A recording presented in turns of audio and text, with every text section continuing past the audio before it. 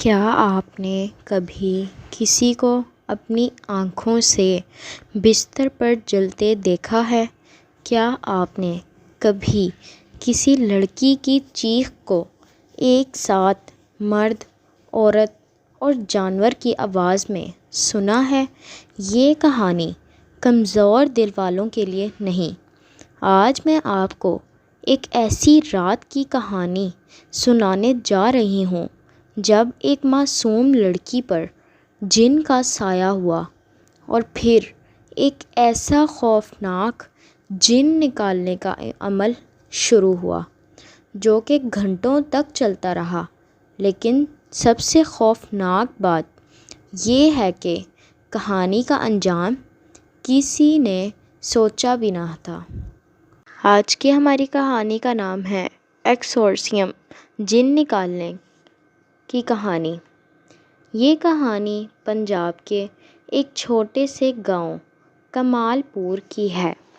گاؤں کے بیچوں بیچ ایک پرانی شکستہ حویلی کھڑی تھی۔ لوگ اسے اندھیروں کی کوٹھی کہتے تھے۔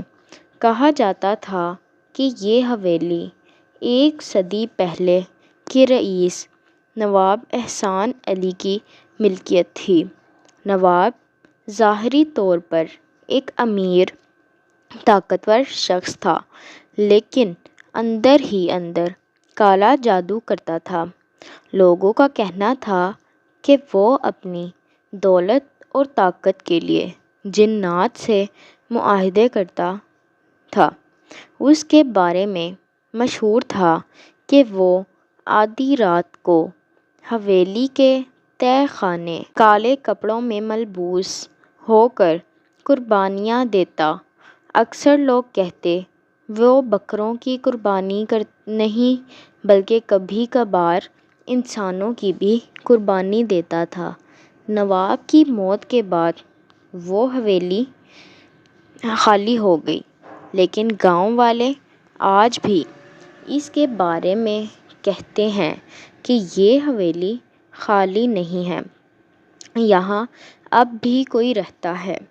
وقت گزرتا گیا اور حویلی خستہ حال ہوتی گئی، لیکن پھر غربت کے مارے ایک سیدھا سادہ خاندان وہاں رہنے آ گیا۔ یہ خاندان تھا سلیم، اس کی بیوی نزہت، بیٹا احمد 20 سالہ، بڑی بیٹی عائشہ 17 سالہ اور سب سے چھوٹی بیٹی مریم 10 سالہ۔ ان کے پاس رہنے کے لیے کوئی جگہ نہیں تھی، کرایہ کم تھا، اسی لیے وہیں آ گئے۔ شروع کے دنوں میں سب ٹھیک لگتا رہا، لیکن چند دنوں بعد چھوٹی چھوٹی عجیب چیزیں ہونے لگیں۔ رات کو دروازے خود بخود کھل جاتے، کھڑکی پر پنجوں کے نشان نظر آتے، برتن رات کو خود بخود ٹوٹ جاتے اور کبھی کبھی چھوٹی مریم کہتی، امی، ایک آنٹی مجھے کھیلنے کے لیے بلا رہی ہے۔ لیکن جب سب باہر دیکھتے تو وہاں کوئی نہیں ہوتا۔ ایک رات سب اپنے کمروں میں سوئے ہوئے تھے۔ اچانک رات کے 2 بجے ایک خوفناک چیخ سنائی دی۔ سب چونک کر جاگ گئے۔ یہ چیخ عائشہ کے کمرے سے آ رہی تھی۔ یہ سب بھاگ کر وہاں پہنچے تو کمرے کے دروازہ اندر سے بند تھا۔ اندر سے ہنسی، رونے اور گھراہٹ کی ملی جلی آوازیں آ رہی تھیں۔ سلیم نے دروازہ توڑا، اندر داخل ہوئے تو دیکھا عائشہ کے بال بکھرے ہوئے تھے، آنکھیں سرخ انگاروں کی طرح جل رہی تھیں اور وہ بستر پر نہیں تھی بلکہ دیوار پر چڑھی ہوئی الٹی لٹکی تھی۔ نزہت کی چیخ نکل گئی۔ سلیم نے بیٹی کو پکڑنے کی کوشش کی تو عائشہ نے اتنے زور سے دھکا دیا کہ وہ دور جا کر دیوار سے ٹکرا گیا۔ پھر اچانک عائشہ کے منہ سے 3 مختلف آوازیں نکلیں، ایک بھاری مردانہ آواز، ایک عورت کی کراہتی آواز اور ایک جانور کی گراہٹ۔ اگلے دن خاندان نے گاؤں کے بزرگ مولوی حنیف صاحب کو بلایا۔ وہ سفید داڑھی والے با ایمان شخص تھے۔ انہوں نے کہا، یہ عام بیماری نہیں، اس پر سایہ ہے۔ مولوی صاحب نے قرآن کھولا اور تلاوت شروع کی۔ جیسے ہی انہوں نے سورہ بقرہ کی آیات پڑھیں، عائشہ چیخنے لگی، کمرہ ہلنے لگا، بلب پھٹ گئے، کھڑکیاں ٹوٹ گئیں، عائشہ کا جسم بستر پر تڑپنے لگا اور پھر اچانک ہوا میں معلق ہو گیا۔ ایک خوفناک آواز نکلی، ہا ہا ہا ہا ہا، یہ جسم میرا ہے، میں اسے کبھی نہیں چھوڑوں گا۔ مولوی صاحب نے بلند آواز میں کہا، تجھے اللہ کے حکم سے کہتا ہوں، اپنا نام بتا۔ عائشہ کی گردن ایک عجیب زاویے پر مڑ گئی اور وہ غرا کر بولی، میرا نام ضاحک ہے، میں صدیوں سے اس حویلی میں رہتا ہوں، یہ میرا گھر ہے۔ جب اس لڑکی نے میرے قید خانے کو چھوا تو یہ میری ہو گئی، اب میں اسے نہیں چھوڑوں گا۔ مولوی صاحب کے جن نکالنے کی کوشش کے دوران پورے گاؤں میں عجیب واقعات شروع ہو گئے۔ ایک گھر کی گائے اچانک مر گئی، ایک درخت پر الٹا لٹکا سایہ نظر آیا، مسجد کی اذان کے دوران اجنبی آوازیں شامل ہو گئیں، کئی لوگ خواب میں عائشہ کو دیکھنے لگے۔ گاؤں کے کچھ لوگ مولوی صاحب کے پاس آئے اور کہا، یہ جن بہت پرانا ہے، اس سے پنگا نہ لیں ورنہ پورے گاؤں پر عذاب آئے گا۔ مولوی صاحب ڈرے نہیں، انہوں نے کہا، یہ اللہ کا حکم ہے، میں اس مخلوق کو قید کروں گا۔ یہ کچھ شاگردوں کے ساتھ لائے، سب نے مل کر تلاوت شروع کی۔ عائشہ کا جسم چاروں طرف گھومنے لگا، دیواروں پر خون جیسے نشانات ابھرنے لگے، کمرہ برف کی طرح سرد ہو گیا۔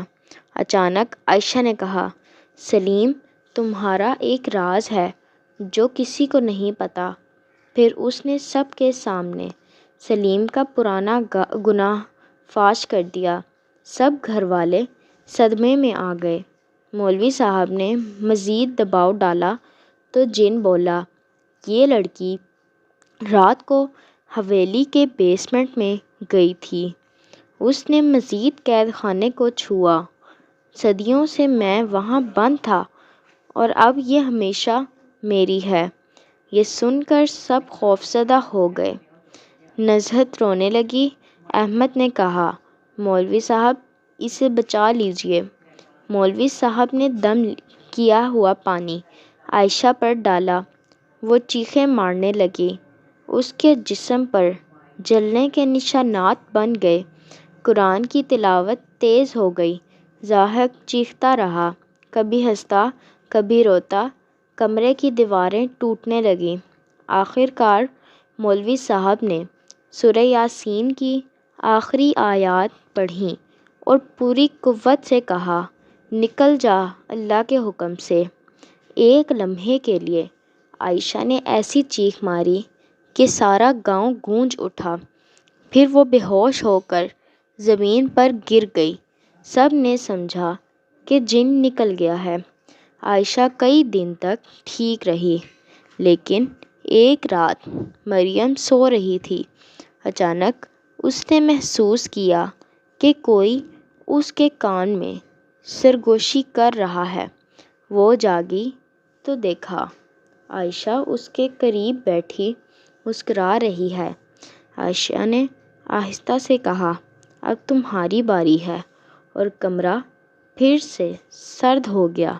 یہ کہانی یہ بتاتی ہے کہ بعض اوقات جنات صرف ایک جسم نہیں بلکہ ایک پورا خاندان اپنی لپیٹ میں لے لیتے ہیں۔ جو سمجھتے ہیں کہ سب ختم ہو گیا، اصل میں ان کے لیے کہانی وہیں سے شروع ہوتی ہے۔ اگر آپ کو یہ ویڈیو پسند آئی ہو تو لائک اور شیئر کریں اور میرے چینل کو سبسکرائب کرنا مت بھولیں تاکہ آپ کو مزید ایسی سنسنی خیز ویڈیوز دیکھنے کو ملتی رہیں۔ اپنے سوالات اور تجربات کمنٹ میں ضرور بتائیں۔ پھر ملتے ہیں ایک نئی ویڈیو کے ساتھ، تب تک کے لیے اللہ حافظ۔